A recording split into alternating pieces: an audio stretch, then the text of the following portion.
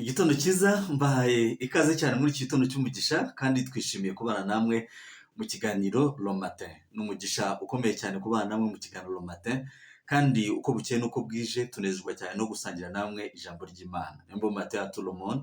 Igitondo cyiza kuri mwese mudukurikiye mu kiganiro Le Matin kandi mujye mutwihanganira muzamubona kitabashe gutambuka, mujye mumenya ko ari intege nke z'umubiri zabiteye cyangwa se kubura umwanya kubera izindi porogaramu cyangwa se gahunda zivanze mu munsi bigatuma ibintu bitajya ku murongo neza. Igitondo cyiza rero kandi tubahaye ikaze, twishimira kubana namwe mu gusangira ijambo ry'Imana. Reka dusenge.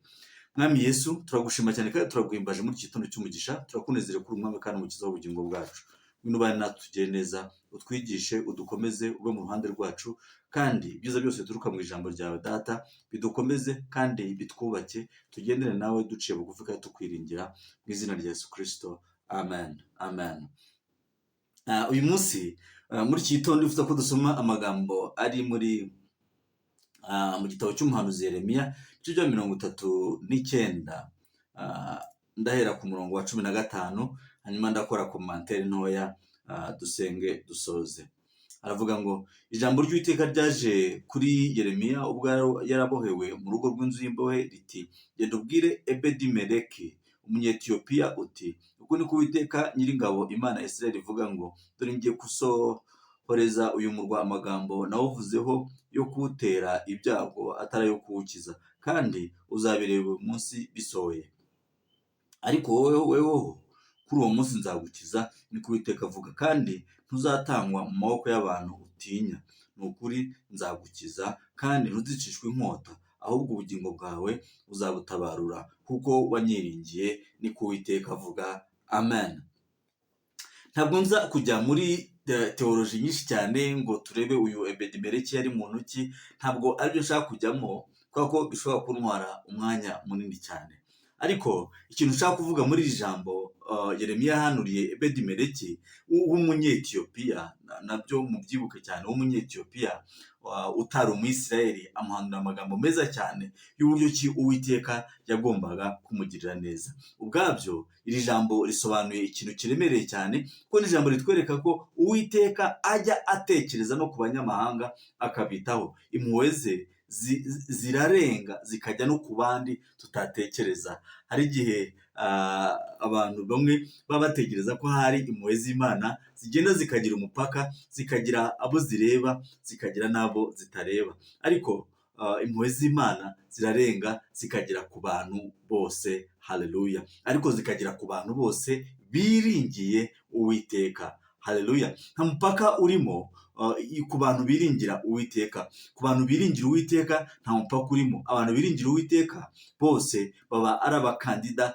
bo kwakira impuhwe z'Imana. Muri iki gitondo ntabwo nzi ibyo uri kunyuramo bitandukanye bishobora gutuma utekereza ko uri kure cyane y'impuhwe z'Imana, ariko ndifuza kukubwira ngo nyuze muri iri jambo Yeremiya yahanuriye Ebedimeleki yuko Uwiteka ari kumwe nawe, kandi ko yifuza kukugira neza, kandi ko impuhwe z'Imana ziri ku buzima bwawe ndetse n'abawe.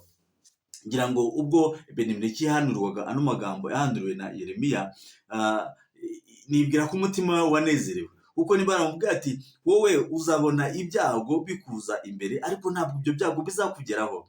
Uzabona ibyo byago, umurwa nzawuteza ibyago, kandi uzaba nawe uri muri uwo murwa.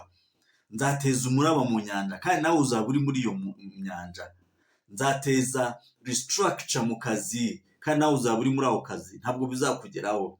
Nibwira ko umuntu yahawe ayo makuru aba afite assurance. We ntabwo igitima kimudiha, ntabwo igitima gitera hejuru, ahubwo avuga ngo jyewe navuganye n'Imana.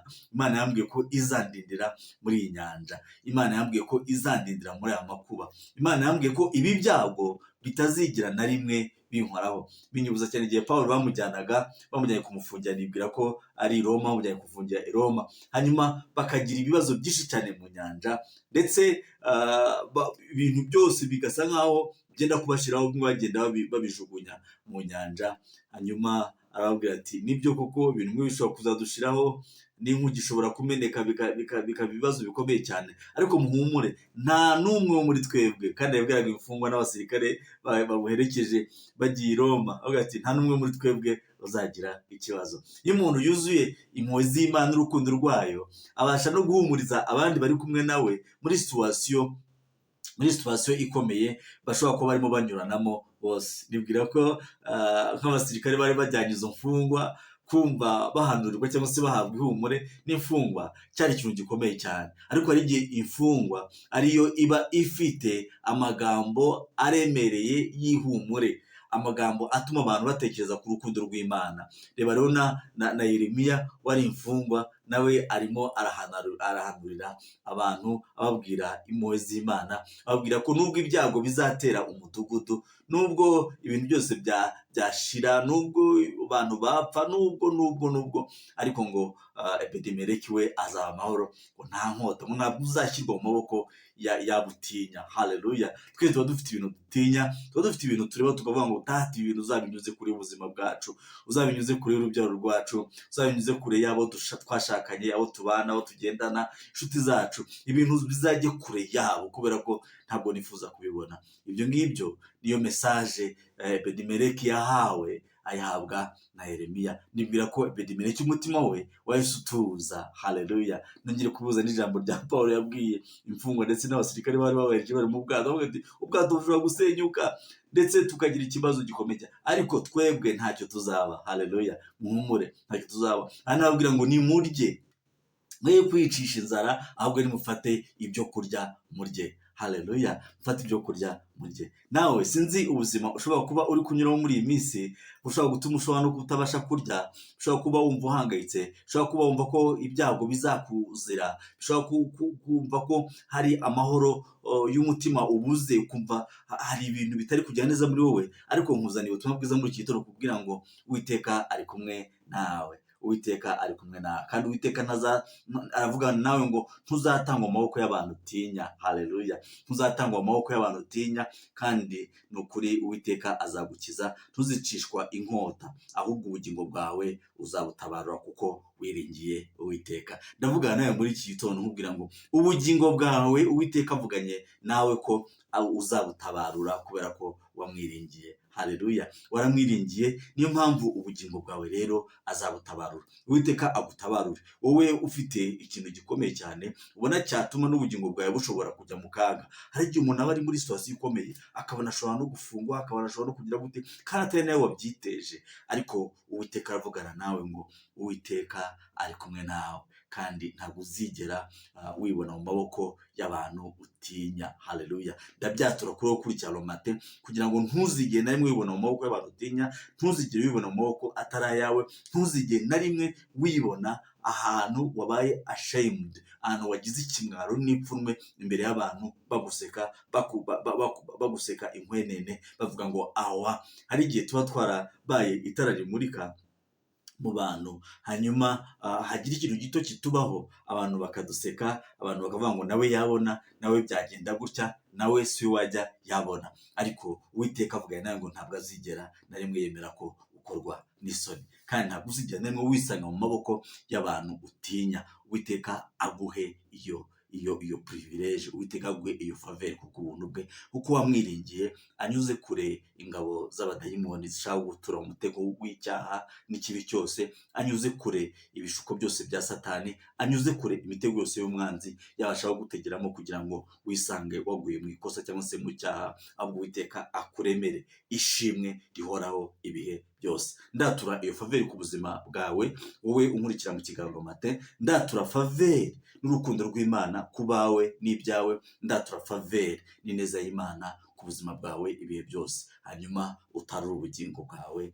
kandi ube muzima ibihe byose. ukorera Uwiteka umwiringiye. Niko Uwiteka avugana nawe muri kiganiro Le Matin muri iki gitondo. Dusenge. Mwami Yesu, turagusabye kugira ngo ube mu ruhande rwacu, kandi iyi faveur y'ubuhanuzi bwa Yeremiya kuri Ebedi-Meleki natwe turayakiriye mu gusenga kwacu muri Le Matin. Ubuzima bwacu n'ubugingo bwacu birarindwe kugeza ku munsi uzaduhamagarira. Iminsi yacu yo kubaho iba iminsi yo guhimbaza n'ibyishimo bituruka kuri wowe no kuvuga ijambo ryawe, kandi uturinde umugayo n'icyasha byatuma tujya mu maboko y'abo dutinya, ahubwo ube mu ruhande rwacu, kandi imigisha ituruka mu rukundo rwawe uyiduhera ubuntu ibe byose tugihumeka, mu izina rya Yesu Kristo, amen.